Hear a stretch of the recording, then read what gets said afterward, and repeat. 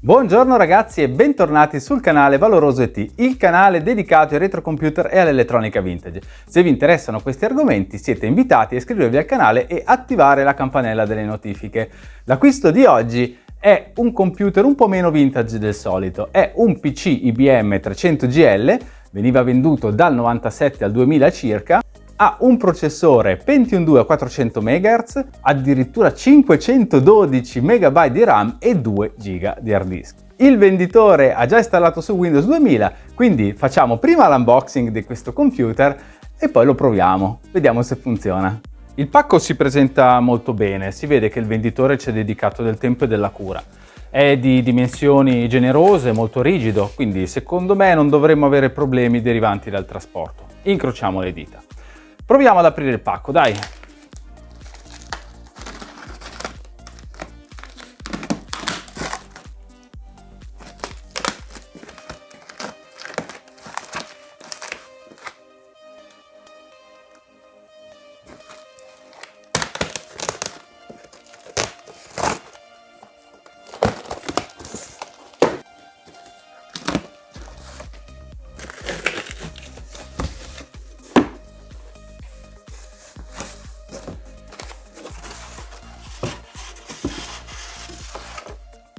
Il pacco si presenta bene anche all'interno, c'è diverso materiale da imballaggio e questa è una cosa molto positiva. La tastiera è staccata dal computer e imballata singolarmente.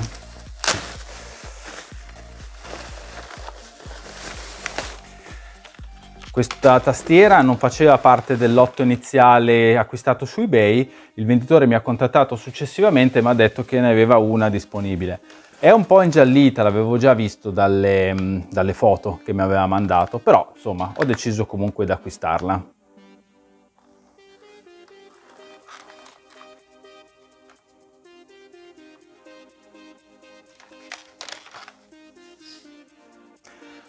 Proseguiamo il nostro unboxing e vediamo il computer.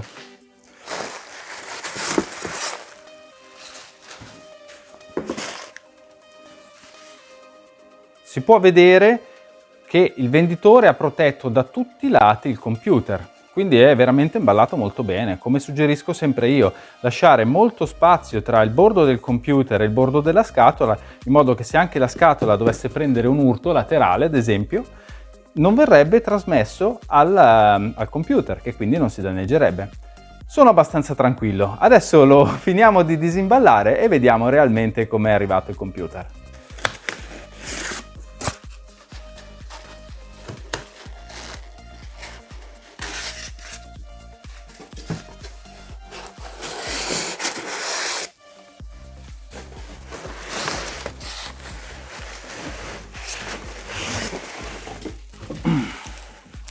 È anche pesante. Come tutti i computer IBM è molto pesante, molto ferroso, diciamo. Anche se il frontale di questo computer sarà plastico, in realtà il peso di tutta la macchina è molto imponente.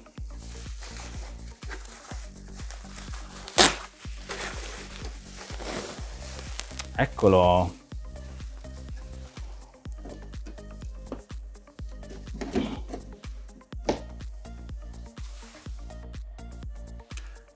È evidente che qualsiasi giudizio sull'estetica del computer sia puramente soggettivo, però devo dire che a me è un'estetica che piace molto.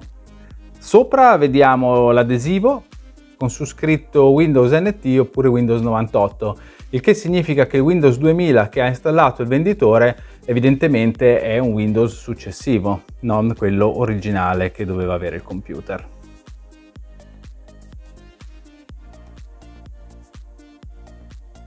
È presente un lettore di floppy disk 3 pollici e mezzo e anche un lettore di CD, che vedo che è anche masterizzatore.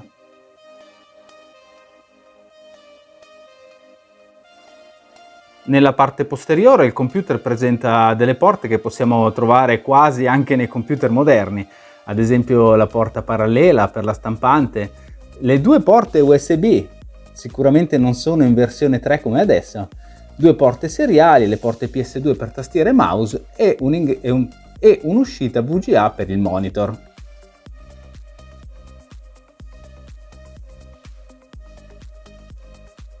Per quanto riguarda l'alimentazione, vedo che l'alimentatore è regolabile, quindi adesso è selezionato su 230 volt, ma evidentemente si può spostare la levetta per farlo funzionare anche negli Stati Uniti, dove la tensione di rete è 110 volt. Ed eccoci al momento fatidico della prova. Allora, il computer IBM è vicino a due fratellini più vecchi, quindi il primo che è un IBM e il secondo è un Commodore, ovviamente hanno diversi anni in più di lui, e siamo arrivati al momento della prova. Allora, intanto mi fate notare come mai utilizzi sempre monitor LCD quando fai le riprese? Adesso c'è il CRT, contenti, giusto? Speriamo che funzioni e speriamo soprattutto che dal cellulare si veda, perché con i miei potenti mezzi, cioè il cellulare di registrazione dei video, vedrete tutto sfarfallare, però vabbè, insomma, facciamo la prova con il CRT. Metto il microfono vicino al computer in modo che l'accensione, sempre che il computer parta, sia anche un ASMR. Proviamo?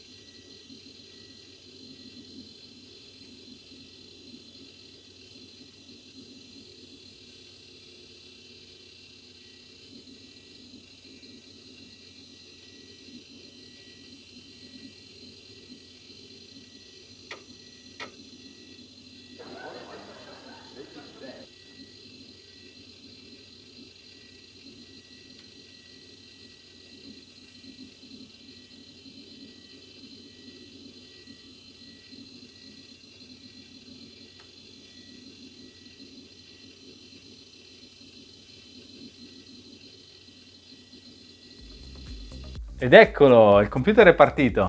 Mitico! Ora, sinceramente... Ah sì, il mouse già funziona, nonostante non abbia installato alcun driver. Proviamo a fare qualche cosina, giusto per vedere se il computer va. Intanto l'hard disk continua a girare. È evidente che questo computer fosse nato per un altro Windows, non questo qua, non il Windows 2000.